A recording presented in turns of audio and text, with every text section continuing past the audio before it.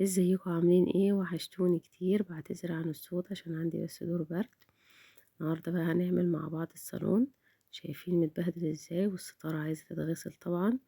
وانا بقالي كتير ما نضفتش الصالون. انا ما بنضفش الصالون كل فترة قريبة لان انا ما بستعملوش، فبيفضل مقفول، فبيقعد فترة طويلة عقبال ما يتبهدل تاني، او ساعات ما بيتبهدلش، بس شوية تراب كده بنروح منضفينه. يلا بينا نعمل الصالون. اول حاجة هعملها، اشيل طبعا الخداديات اللي على الكنبة عشان اجيب قماشة قديمة وافرشها على الكنبة، عشان لما اجي انفض الشباك ما ينزلش التراب طبعا على الكنبة. زي ما انتم شايفين الكنبة غامقة، فاقل شوية تراب هيبانوا. نطلع بقى الترابيزة برا لان احنا الصالون بتاعنا صغير، مش هنعرف نتحرك والترابيزة في الصالون. بصوا بقى القماشة دي انا بحطها وبقفل الشباك. شايفين مليانة تراب ازاي؟ بتحمي الصالون ان يدخل التراب طبعا من الشباك. فكده انا بحافظ على الصالون بتاعي ما يدخلوش تراب، الا يعني لو دخل يبقى حاجه بسيطه. وادي الستاره بتاعتنا طبعا عايزه تتغسل، هنفكها ونروح نشغل غسالة عليها. وعقبال ما نخلص الصالون هتكون اتغسلت على السريع، ونجيبها بسرعة ونعلقها. كده هنفك الحلقان منها ونروح نشغل عليها الغسالة. وزي ما احنا متعودين بننضف الصالون او اي اوضة بتنضفيها من فوق لتحت. كده انا هنضف الاباليج الاول، واي حاجه متعلقه على الحيطه برواية الساعه. وبعد ما نلمع بقى اباليجنا واي حاجه متعلقه على الحيطان، نروح عاملين ايه بقى؟ نروح عاملين برضه اهي بالزعافه. وكمان النجفه كمان هلمعها بقماشه ناشفه الاول، وبعدين هنجيب فوطه مبلوله فيها ميه وخل، وتلمعي النجف بتاعك هتلاقيه نور وبقي زي الفل. شايفين بقى؟ نلف عليها واحده واحده. اول ما تلاقي كده انت هتبصي على الحاجه تلاقيها كده بدات شويه تراب يجوا عليها، تلحقيها قصدي اول باول عشان ما تتعبناش في النظافه. ادي كده خلاص. اقل حاجه في الميه والخل بتخلي النجفه بتلمع خالص. حاجه بسيطه جدا، مش محتاجين بقى منظفات او اي حاجه. ابسط حاجه ميه وخل. كده خلاص هنلف بقى على الحيطان كلها بالزحافه. وبعدين هغير الغيار بتاع الزعافة واركب غيار تاني عشان اعمل طبعا الستارة من فوق، عشان لو في اي شوية تراب طبعا نكون كده لمعنا الستائر بتاعتنا. وننفض بقى ادي الكراسي بتاعتنا. خلاص خلصنا الحيطان من فوق وخلصنا النجف بتاعنا، يعني كده والشباك نفضناه كل حاجة. كده خلاص نزلنا التراب اللي فوق. نبدأ بقى ننفض طبعا الكراسي زي ما انتوا شايفين، من فوق ومن تحت ومن الجناب من كل حتة. وادي كده في فتحات طبعا في الصالون، فبالفوطة برضه اللي فيها مية وخل نشطفها شطفة حلوة كده، ونلمع طبعا الخشب بتاعنا.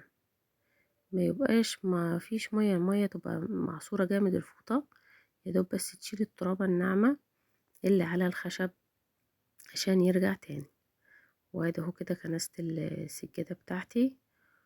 وكمان هنلمع الصالون. خلاص كده خلصنا اهو. دخلنا طبعا الترابيزة تاني وفرشناها.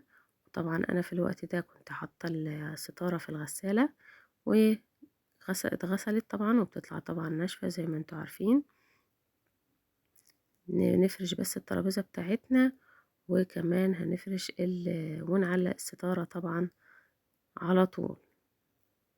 كده خلاص انا لمعت ترابيزتي طبعا ولمعت الخشب بتاعها، واديني رجعتها نضيفة تاني زي ما كانت.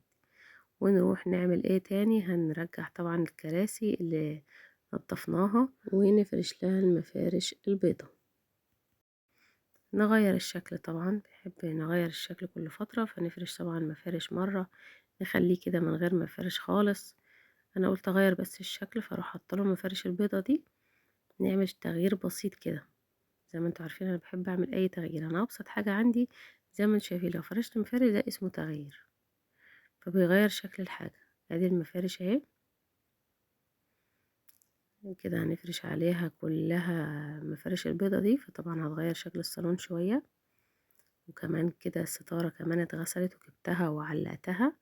انا طلعتها من الغسالة على طول علقتها، لان هي مش محتاجة انها طبعا هتنشريها برا في الشارع وتتبهدل من التراب، هي بتطلع ناشفة، فعلقيها على طول. اسهل حاجة انك تغسلي الستارة بتاعتك وتروحي معلقاها على طول، لا هتكرمش ولا هتتبهدل طبعا في التراب برا لما نرجع ننشرها تاني.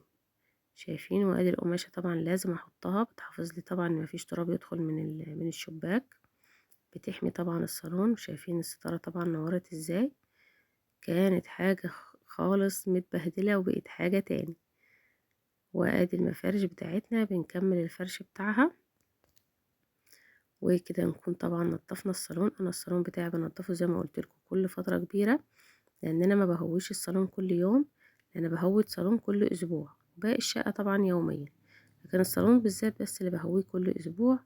وطبعا لازم افرش المصلية زي ما انتم شايفين، لان انا ما بعملش في الصالون حاجة، خليها للضيوف بس، وبخش اصلي واروح طالعة تاني، لان انا بحب اصلي كده في مكان نضيف كده ومقفول كده، تحس انك كده مع ربنا كده لوحدك، واقرا شوية قرآن وبس على كده. فطبعا الصالون زي ما انتم شايفين اهو خلصناه.